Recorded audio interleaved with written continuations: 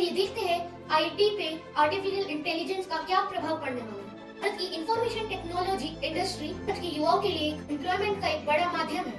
व BPO sector की associations एस्कॉम के अनुसार 2025 में यह सेक्टर लगभग 60 लाख भारतीयों को रोजगार देता है। इसमें से अधिकतर युवा वर्ग करीब $200 बिलियन की एक्सपोर्ट भारत करता है। कॉलर जॉब प्रदान करने की ये भारत की सबसे बड़ी इंडस्ट्रीज में से एक है। के अंतर्गत ब्लू चिप कंपनीज जैसे टीसीएस, इन्फोसिस, विप्रो और एचसीएल वगैरह आती है। भारत की आईटी इंडस्ट्री भारत की जीडीपी में लगभग 10% प्रदान करती है। देश की अर्थव्यवस्था में भारत की आईटी सेक्टर का एक बहुत बड़ा योगदान है। भारत की इकोनॉमी में ट्रेड बैलेंस यानी इंपोर्ट और एक्सपोर्ट बैलेंस को बना के रखती है। सीधा असर भारत की करेंसी यानी रुपए पर पड़ता है। रुपया मजबूत होता है, साथ ही देश को इम्पोर्ट्स करने के लिए जरूरी फॉरेन एक्सचेंज भी मिलता है। भारत सरकार को प्राप्त होने वाली टैक्स रेवेन्यू यानी राजस्व आय में भी लगभग 18% आईटी सेक्टर का योगदान है। तत्पश्चात भारत सरकार इस राजस्व आय को देश के विकास में खर्च करती है। पैसा इंफ्रास्ट्रक्चर डेवलपमेंट, गरीबी उन्मूलन की सुरक्षा के लिए नए हथियारों की खरीद जैसे कार्यों पर खर्च होती है। भारत के सतत विकास के लिए रोबस्ट आईटी इंडस्ट्री का होना आवश्यक है। भारत की आईटी इंडस्ट्री